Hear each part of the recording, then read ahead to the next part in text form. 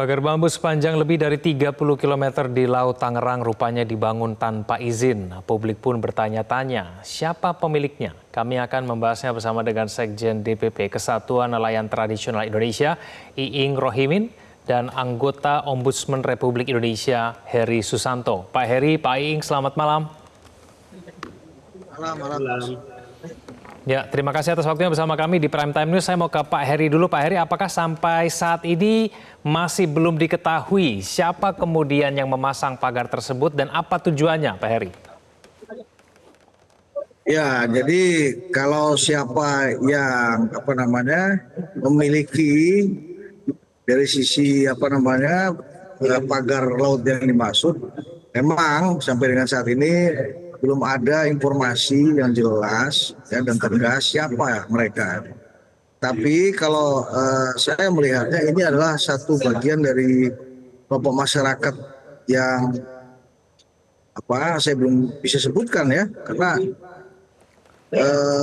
nampaknya tidak ada kaitannya dengan satu pola perizinan yang sah gitu. Sebab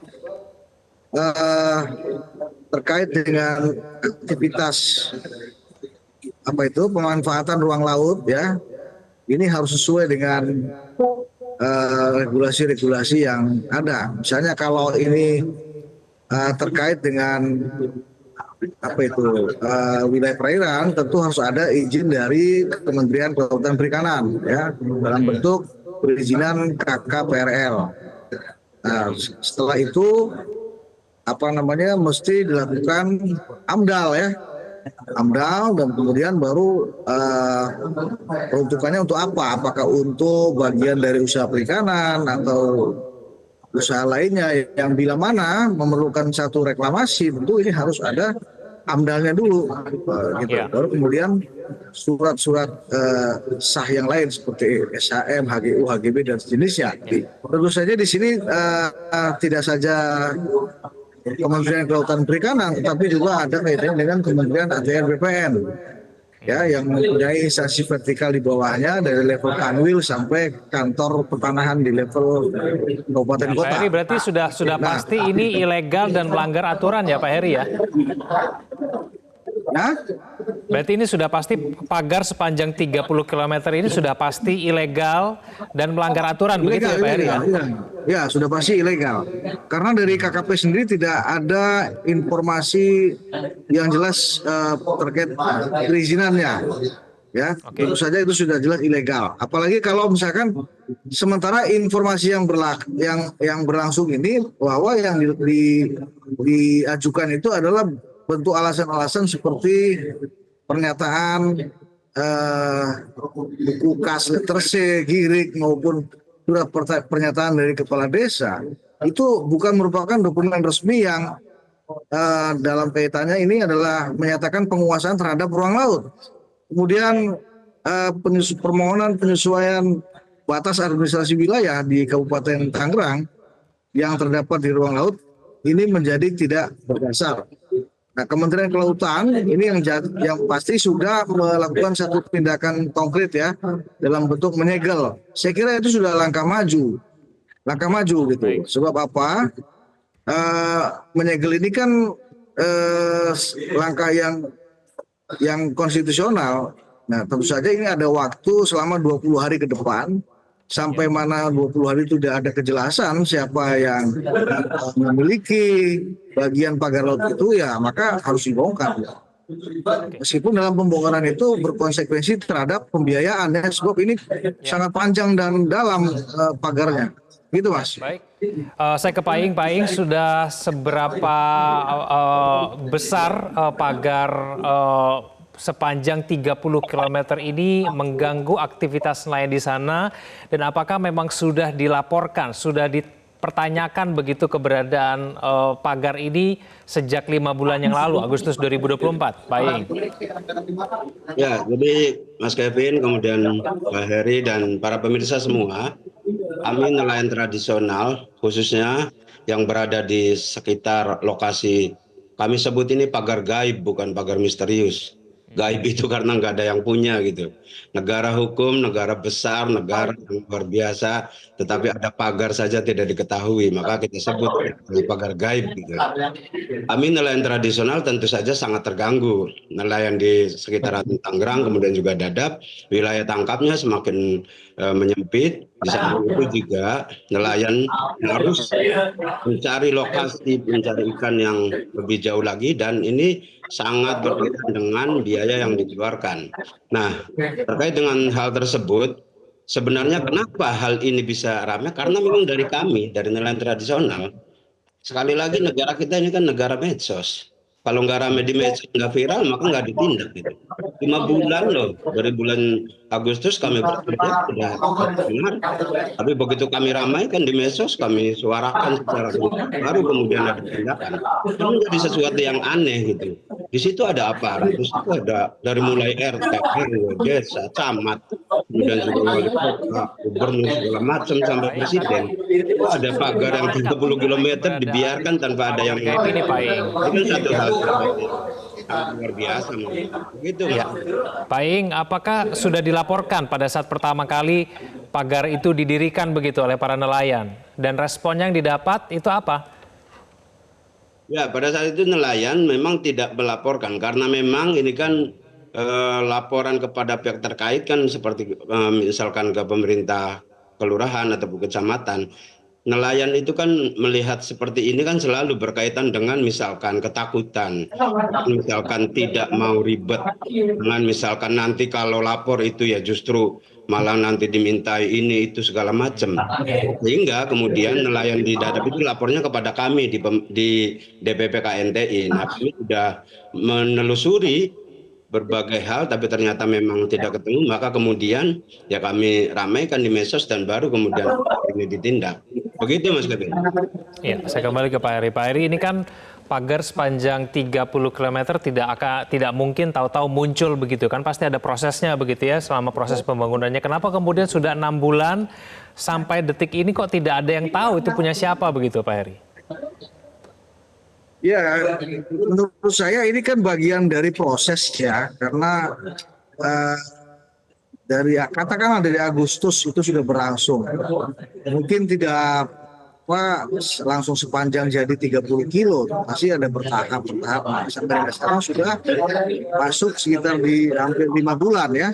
Ini sudah 30,16 kilometer. Nah, pastinya kami juga di Ombudsman ini mendapatkan informasi yang kami terima itu bulan awal Desember, Mas, dari Ombudsman Perwakilan Banten.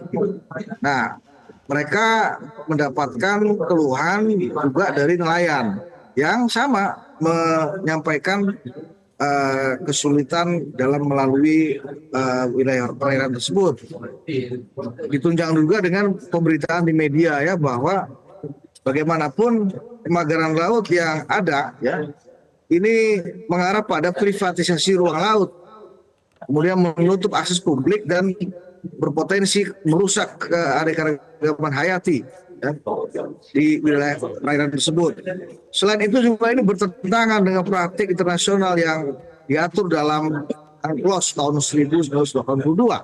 Jadi jelas secara regulasi baik nasional maupun internasional ini tidak patut lah ya, sudah merupakan satu bentuk penyalahgunaan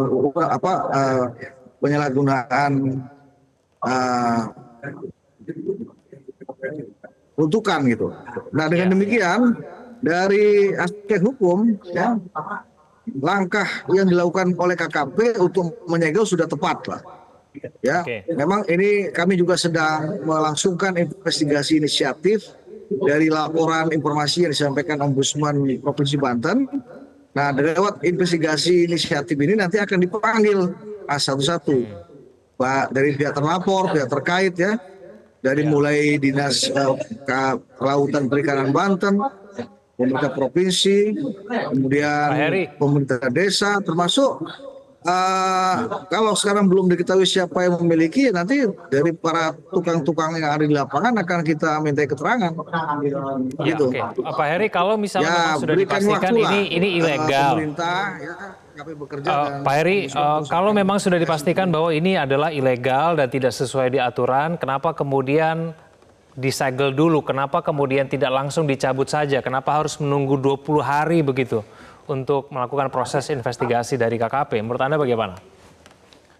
Ya ini apa ya yang dilakukan oleh KKP berpedoman pada uh, peraturan terkait pemanfaatan ruang laut ya melalui Permen KP nomor 28 tahun 2021.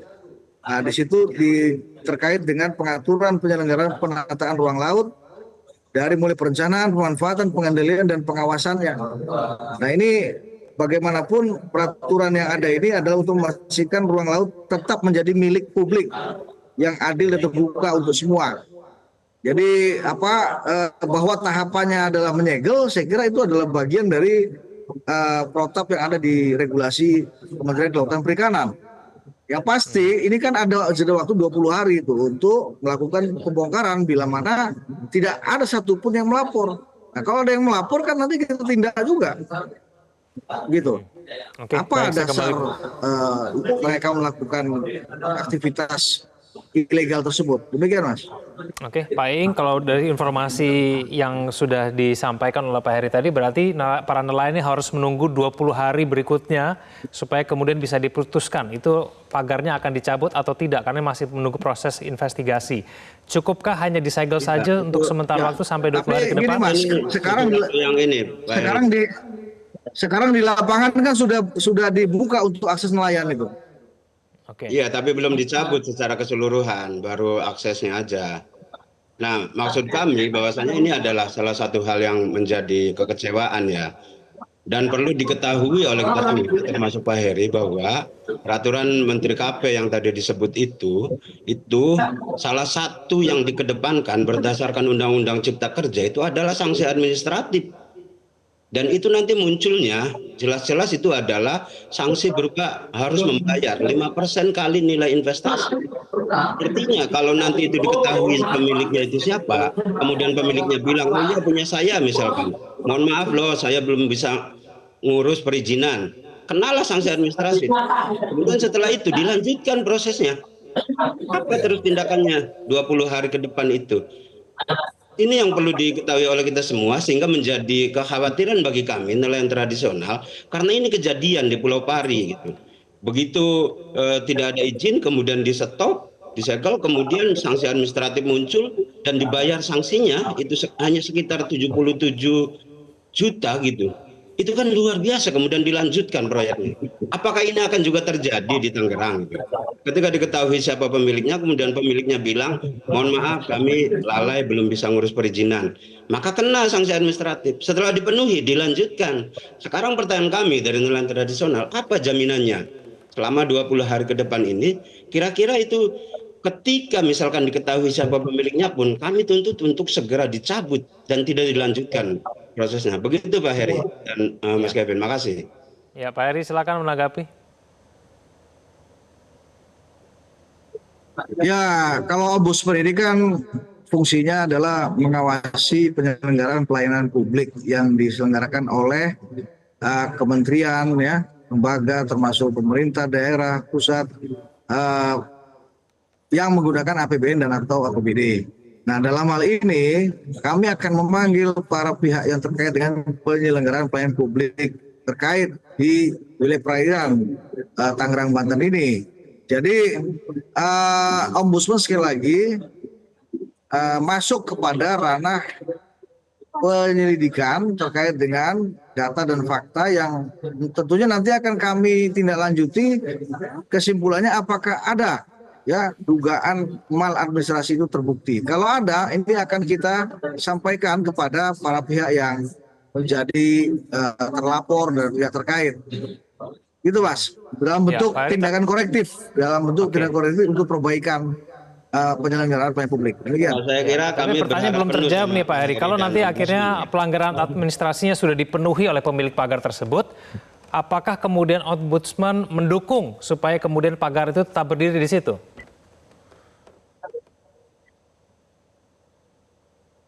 Begini, yang kami awasi penyelenggara pelayanan publik ya, pemerintah.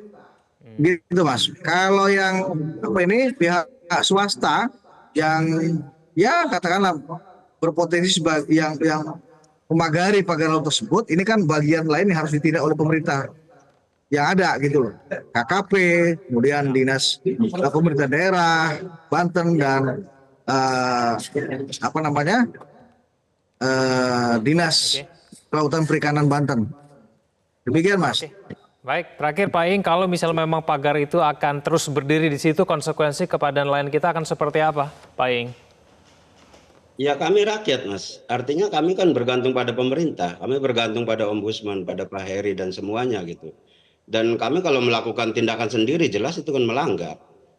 Misalkan kami mencabuti sendiri misalkan sangat bisa, tapi kan nggak boleh.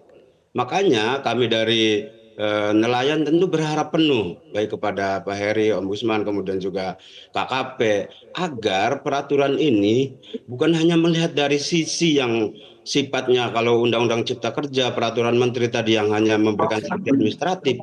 Saya kira ya kami akan sangat kecewa. Tapi lebih ditingkatkan dari sisi lain loh.